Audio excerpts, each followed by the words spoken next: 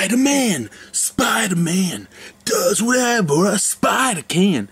Spins a web, any size, catches thieves just like flies. Look out!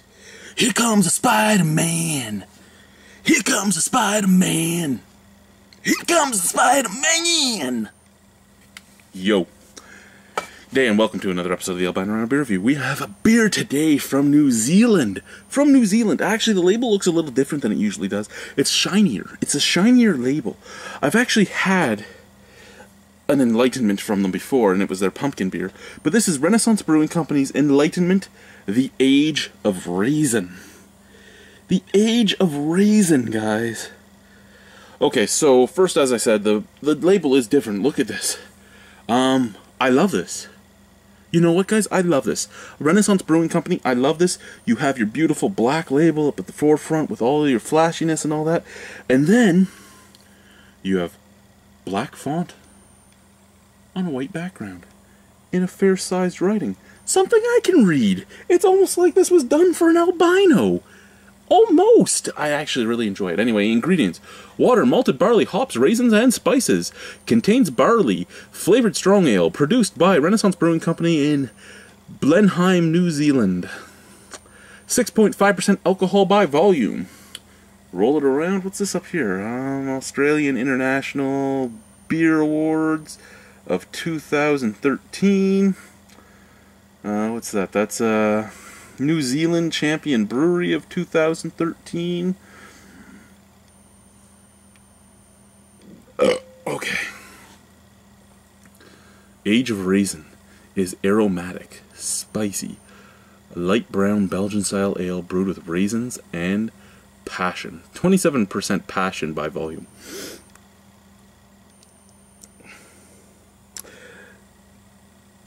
I find it awesome that you measured your passion. But what did you leave in it? Because I can tell you what albino passion's like.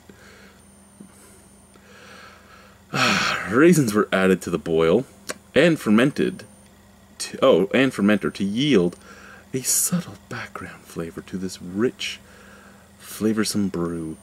The passion was added using our own secret 27% passion by volume, passion added by your own secret method. Was this the method? Was it like the Spider-Man? Was it Spider-Man? Spider-Man. Spider-Man.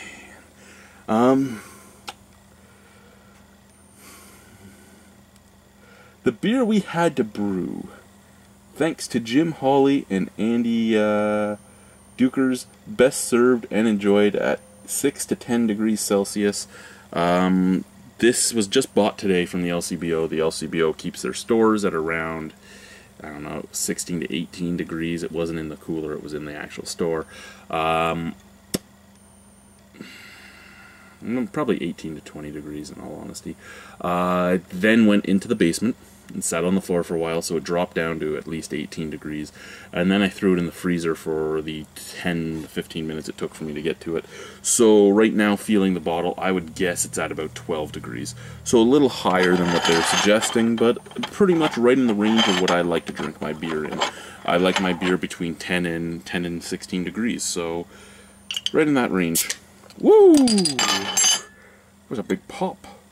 Lots of smoke came out. Lots of smoke. Make sure there's no water left in here. And let's pour it into my faku. My faku. Fake teku.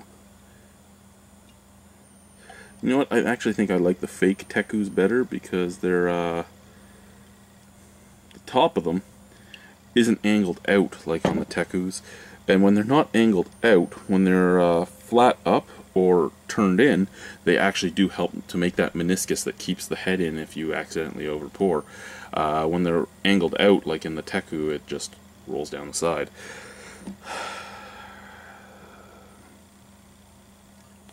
So, visual appeal, beautiful. Look at that head. Listen to that head. Listen. So we have beautiful off-white head, beautiful, beautiful ruby red color. I wish you could actually have a flashlight here. Let's do it this way, see if this works for you. Beautiful, beautiful ruby red color. Like, this is actually true on ruby red. Emerald red even, probably. Sorry, emerald's green. I'm an idiot. Ruby red.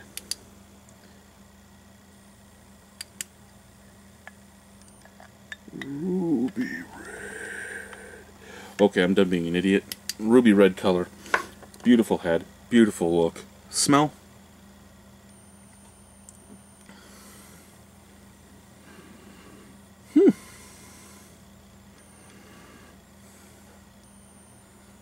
Okay. Okay. Smell a little different than what I expected. When I was reading about a raisin beer, I was expecting a little more raisin scent, but I mean, raisins, they're not the most smelly fruit out there, so I'm okay with that. There is a background dark fruitiness to this. There is a very nice sweetness to it. Again, it is a Belgian-style beer, so you're going to get that, well, if they brewed it properly, you're going to get that Belgian sweetness to it, the invert sugar type of thing, beet sugar, all that sort of stuff. But if you ever noticed, Belgian beers all have that same fun, sweet candy smell to it up at the forefront, and that's what you're getting off of this. Getting that stereotypical Belgian sweet candy sugar.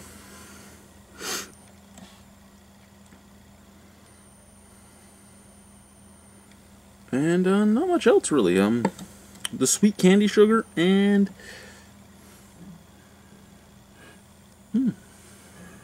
like a touch of cinnamon. Actually, yeah, sweet candy sugar, touch of cinnamon, touch of nutmeg.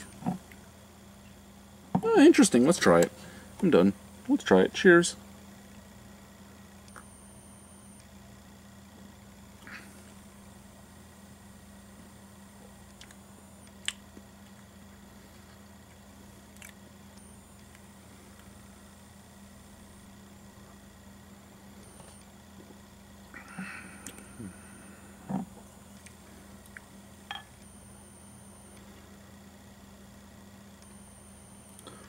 That is subtle. Soft. The carbonation is soft. The mouthfeel is soft. It is a soft beer. That's okay. Actually probably brings out this beer more. Probably makes this beer more enjoyable for myself.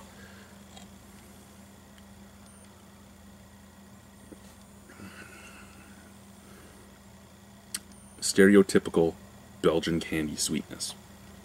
Stereotypical Belgian fruit ester finish. Not so much banana, but more bit of apple, bit of pear, bit of fig. Touch of cinnamon on the taste. Touch of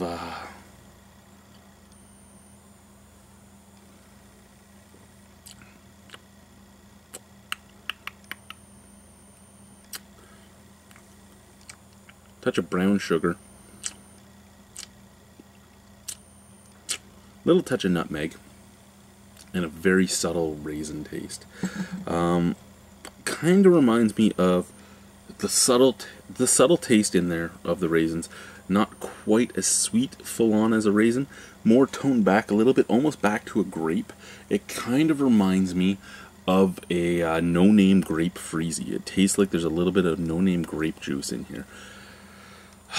I know that doesn't sound good, and that sounds fake, where they're talking about using real raisins, but I'm not saying it's fake. What I'm saying is, with all the sugar in there, with everything else that's in there, it kind of tastes like there's a little touch of grape juice in my beer.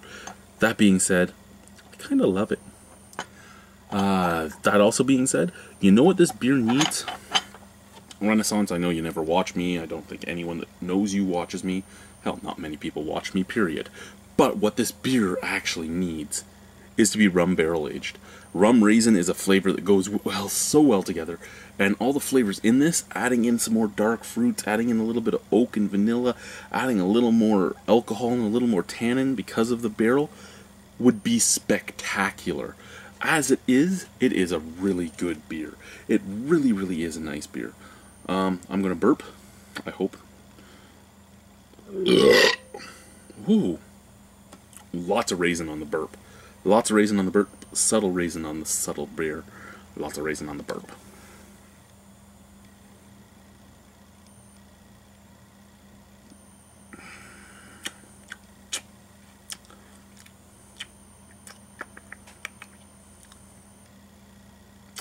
It kind of reminds me of a double with grape juice.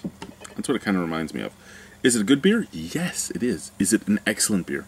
No. I think to make it an excellent beer, you have to barrel age it with a rum barrel. I really think that would make it more of an enlightening beer. You want an enlightened beer?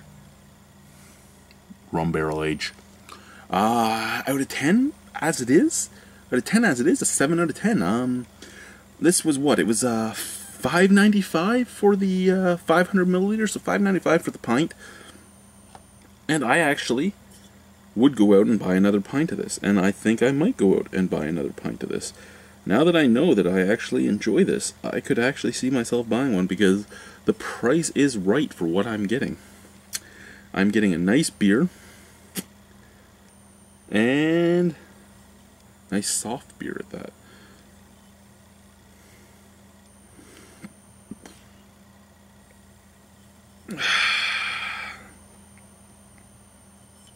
I just really appreciate that, because that's what I say a lot of times, that the writing is not in something user-friendly. I'm looking around to see if there's anything around me that isn't as user-friendly. Yeah, like, here, take this, okay?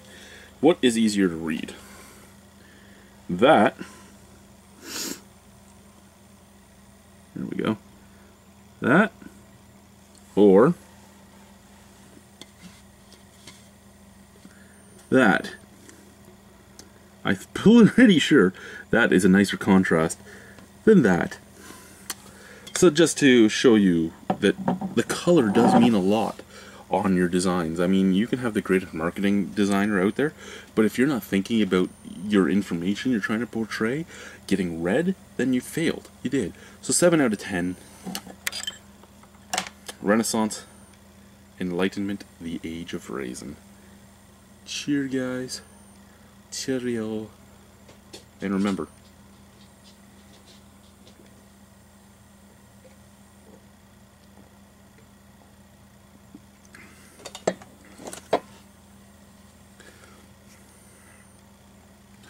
can he fly? By a thread. Take a look overhead. Hey man. There goes the Spider-Man.